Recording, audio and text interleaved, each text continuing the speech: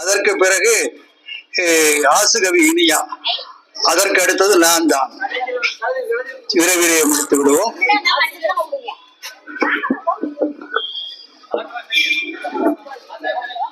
அனைவருக்கும் வணக்கம். ஐயா அந்தமானார் ஐயா அவர்கள் சொன்னார்கள், மரபு கவிதை பயின்று வருவதாக சொன்னார்கள். மிக்க மகிழ்ச்சி. ஏனென்றால் அவர்கள் புதிதாக சொன்னார்கள், எனக்கு புது கவிதை என்ற சொல்லில் உடன்பாடு கிடையாது. அவர்கள் அழகாக சொன்னார்கள், உரைப்பா என்று சொன்னார்கள். நான் கவிஞரை என்று அதை சொல்லலாம் என்று 1976ஆம் ஆண்டிலே எழுதி 85ஆம் ஆண்டில் இந்த நூலில் வெளிவந்தது. 8 பக்கம் புது கவிதையை பற்றிய திறனாய்வு உண்டு.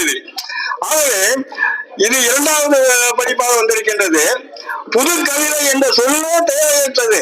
பாரதி வசன கவிதை என்று மாபெரும் கவிஞன் பாரதி.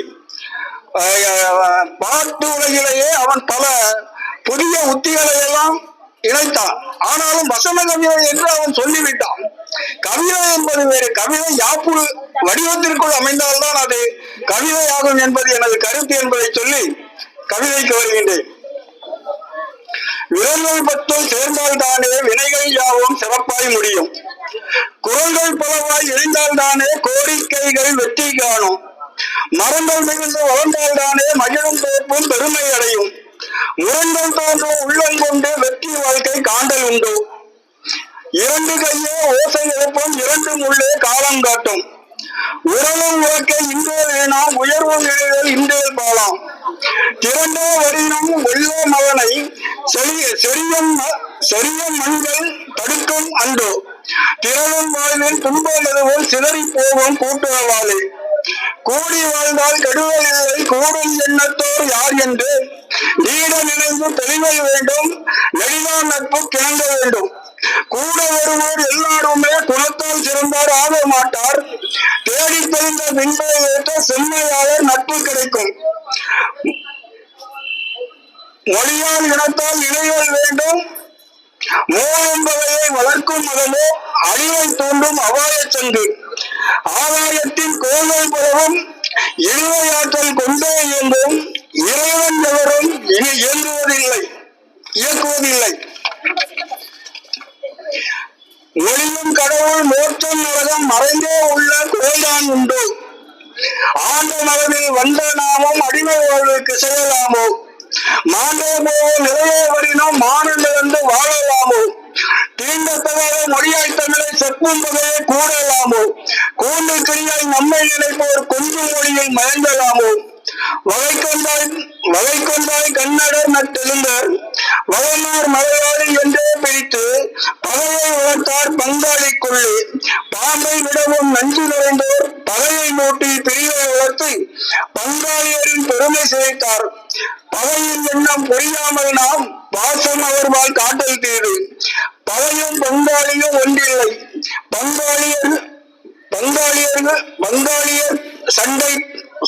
பங்காளிய சண்டை தீரும் ஓர் நாள். பகைவன் பெருளே வரினும் கையுள் பழையை மறைத்தே வருவான் அறிவாய். திளைக்கும் வகையில் சண்டை செய்யணும் சேர்வார் ஒரு நாள் பங்காளியரு. நகைத்தே அவர்பால் அன்பு காட்டி நயமாய் நேச பயிரை வளர்ப்போம். நன்றி, வணக்கம்.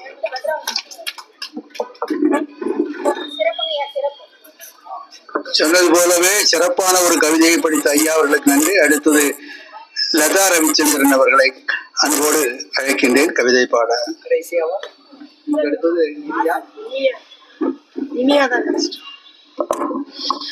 அனைவருக்கும் அன்பான வணக்கம்.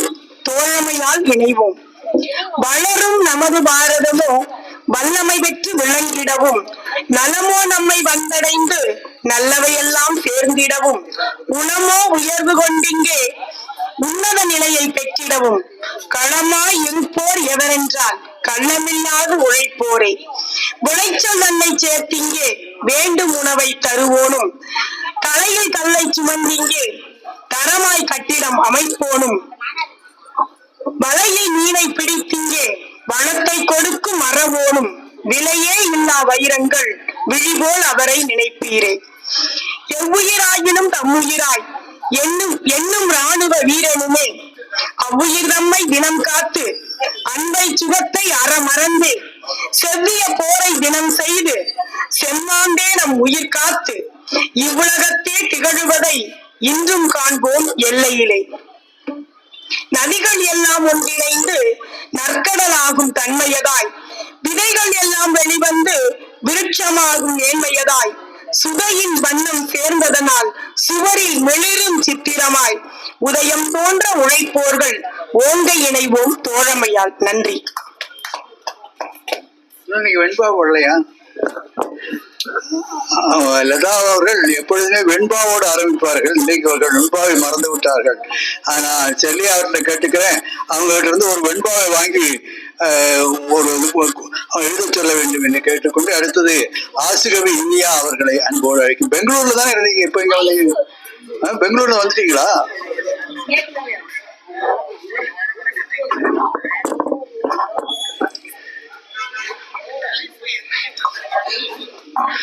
சொல்லுக சொல்லின் பயனுள்ள சொல்லற்க சொல்லின் பயனில்லா சொல். கவி தலைமைக்கும் ஞான தலைமைக்கும் இடம் கொடுத்த தலைமைக்கும் வாழ்த்துக்களும் வணக்கங்களும். அனைவருக்கும் மே தின வாழ்த்துக்களும் வணக்கங்களும். அதோட முக்கியமா இன்னொரு செய்தி நான் சொல்லணும். இந்த மே மாசத்துல நம்ம கவிதை பாடுறோங்கிறதுனால வங்க கவிஞர் மே 7ஆம் தேதி வங்க கவிஞர் ரவீந்திரநாத் தாகூர் பிறந்த நாள். அதையும் தங்களுக்கு நினைவு கூறி வந்துள்ள தேன்கூட்டு கவிப்பூக்களுக்கும் வாழ்த்துக்களும் வணக்கங்களும்.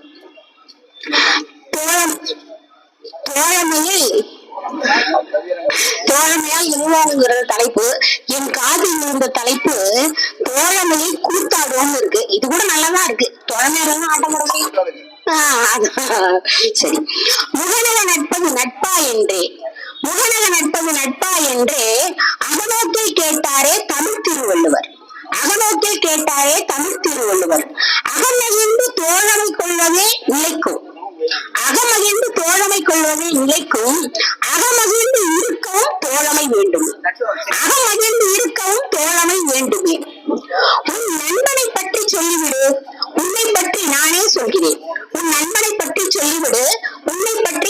சொல்கிறேன். என்பது பிறமொழி பழமொழியாகும். அன்பா இவனை உணரும் போதிலே நண்பன் மூலமே நல்வாழ்வு உண்டு, நண்பன் மூலமே கெடுதியும் உண்டு. நன்மையோ தீமையோ நட்பு வேண்டுமே. நன்மை பொறுக்கி தீமை அழியவும் நட்பு வேண்டுமே. நட்பு இல்லாமையாலேயே தீவிரவாத போர். நட்பு கொள்ளாமையாலேயே நாட்டுக்குள் தீவிரவாதம். நட்பு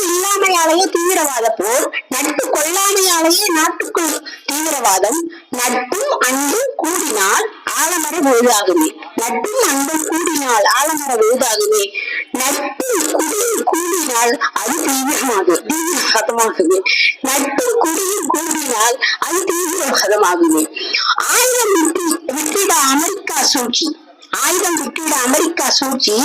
ஆயிர குடிகொண்ட அண்டை நாடோ மதி இழந்தது. 1000 கோடிகள் சம்பாதிக்கும் அமெரிக்கா 1000 பேராவது அறிவாரா இதனை? 1000 விற்பனைகளில் 1000 கோடிகள் சம்பாதிக்கும் அமெரிக்கா 1000 பேராவது அறிவாரா இதனை? புலியோடு சேர்ந்த நாரும் மணக்கும். பாகிஸ்தான் பெயர் கொண்ட நாட்டோரே நீவிர் மணப்பது எப்போது?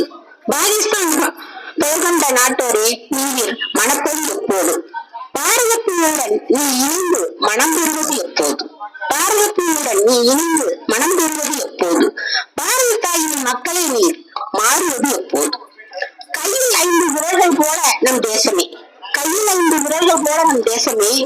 கைமலர் உள்ள பழம்பெரும் தமிழகமே. கையில் இணைப்பில் இலங்கை, பர்மா, கிழக்கு வங்காளம், பாகிஸ்தானி. கை விரல்களில் ஒன்று வீழ்ந்தாலும் உயிருக்கு ஆபத்தே.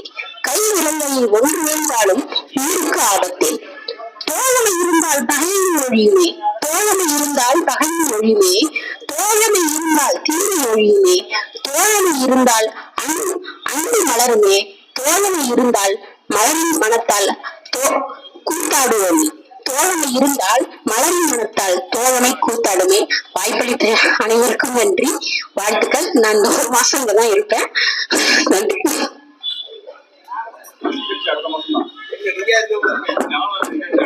அருமையான ஒரு கவிதையை படித்த அம்மாவுக்கு நன்றி. அடுத்தது கடைசியா என்னோட கவிதை 3 வரி தான்.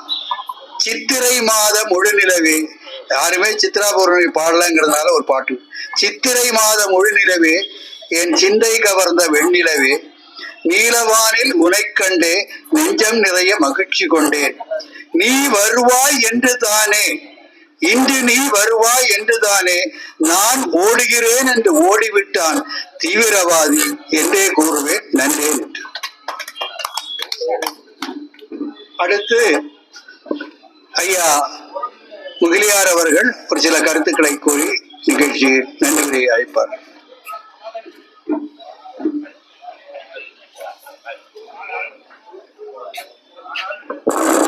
ஒரு அறிவிப்பு. புழுதிவாக்கத்தில் உள்ள தமிழ் இலக்கிய மன்றத்தில் 18ஆம் தேதி அடுத்த ஞாயிற்றுக்கிழமை சிறப்பு நிகழ்ச்சி நடைபெற இருக்கிறது. அனைவரும் பங்கேற்குமாறு கேட்டுக்கொள்கிறோம். பாரதி கலைக்கழகத்திலும் இலக்கிய நிகழ்ச்சி ஒன்று 30 அல்லது 31 நடைபெற இருக்கிறது. சிவநேய பேரவையில் ஒரு நிகழ்ச்சி நடைபெற இருக்கிறது. திருவள்ளுவர் வானுவம்பேட்டை திருவள்ளுவர் இலக்கிய மன்றத்தில் ஒரு நிகழ்ச்சி நடைபெற இருக்கிறது. 18ஆம் தேதி கவிதை உறவின் ஆண்டு விழா ராயப்பேட்டையில் நடைபெற இருக்கிறது. வாய்ப்பிருப்போர் செல்லுமாறு அன்புடன் கேட்டுக்கொள்ளுகிறேன். வந்தா அனுப்புறேன். அடுத்ததாக நன்றி உரை வழங்குவதற்காக ஃபாரின் ரிட்டர்ன் சொர்க்கோ சே மணிமாறன் அவர்கள்.